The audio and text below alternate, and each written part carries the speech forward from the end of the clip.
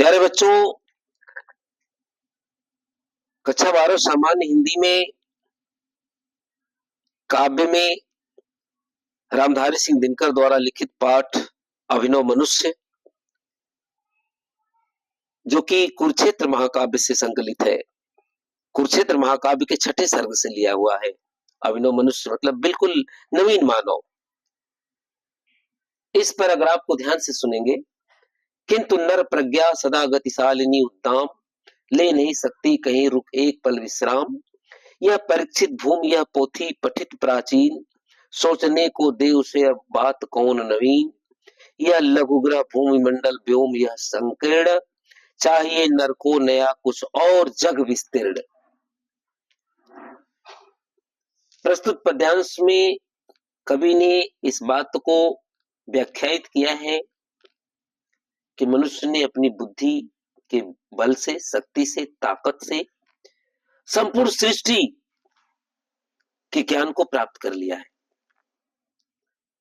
आज ज्ञान प्राप्ति के लिए वो और आगे जाना चाहता है। इसकी व्याख्या बड़े गौर से सुनेंगे। किंतु नर प्रज्ञा माने मनुष्य की बुद्धि, प्रज्ञा माने बुद्धि, मनुष्य की बुद्धि। आज मनुष्य की बुद्धि हमेशा सदैव गतिशालिनी, हमेशा उद्दाम माने प्रचंड रूप से, तीव्र रूप से उसकी बुद्धि जो है आगे बढ़ रही है। ले नहीं सकती कहीं रुके एक पल विश्राम। आज मनुष्य की जो शक्ति है वो एक पल के लिए रुक नहीं सकती, एक क्षण के लिए वह आराम नहीं कर सकती है, वह हमेशा आगे बढ़ रही है। वह मनुष्य की जो शक्ति है, मनुष्य की जो बुद्धि की ताकत है, वो हमेशा अनवरत आगे बढ़ रही है। वह एक क्षण भी विश्राम नहीं करती है। यह परीक्षित भूमि, यह पोथी पठित प्राचीन। इस मनुष्य के सामने यह जो भूमि है पूरी तरह से परीक्षित हो चुकी है। इसका हर तरह से परीक्षण कर लिया गया है। यह भूमि, इसमें अब कुछ भी नहीं बचा है। यह जो पृथ्वी है एक पढ़ी हुई किताब की तरह, जैसे वह किताब जिसका पन्ना पन्ना पढ़ लिया गया हो, उसी तरह यह पृथ्वी के सारे अंगों को मनुष्य जान चुका है, समझ चुका है, पढ़ चुका है। आज मनुष्य के सोचने को दे उसे अब बात कौन नवीन। आज मनुष्य के सामने एक कठिनाई उत्पन्न हो रही है कि अब उसे कौन, उसके सामने कौन कुछ नई दिशा के बारे में उसे जानकारी दे, एक नई दिशा की ओर अग्रसर होने की जानकारी कौन और आगे देगा, इसके बारे में मनुष्य सोच रहा है। यह लघुग्रह भूमि मंडल व्योम यह संकीर्ण।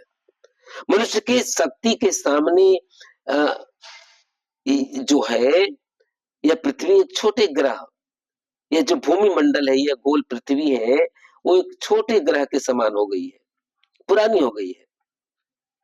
मनुष्य के सामने एक छोटा ग्रह बन गया है यह भूमंडल। ये जो आकाश इतना बड़ा है, मनुष्य की ताकत के सामने यह जैसे सिकुड़ गया है, संकीर्ण, छोटा हो गया है, सीमित हो गया है। चाहिए नर को नया कुछ और जग विस्तीर्ण। आज मनुष्य को एक नया क्षेत्र की जरूरत है, एक नए व्यापक संसार की जरूरत है। इसलिए मनुष्य नए विस्तृत संसार को खोजने में हमेशा अग्रसर है, हमेशा प्रयत्नशील है।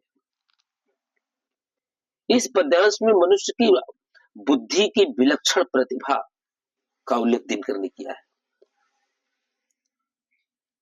और भाषा शुद्ध साहित्यिक खड़ी बोली है, अलंकार रूपक है, उपमा है, अनुप्रास है, शब्द शक्ति लक्षणा है, गुण प्रसाद है।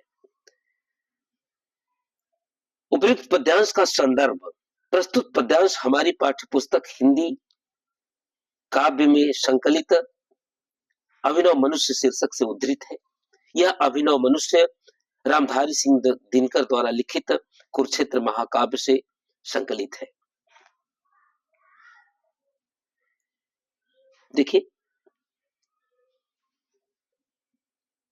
प्रस्तुत पद्यांश में कवि ने किस मुख्य बात को स्पष्ट किया है?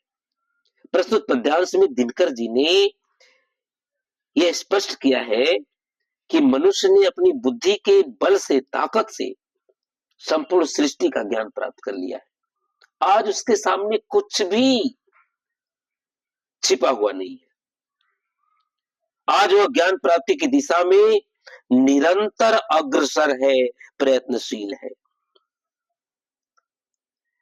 चाहिए नर को नया कुछ और जग विस्तीर्ण, इस पंक्ति का भाव स्पष्ट कीजिए।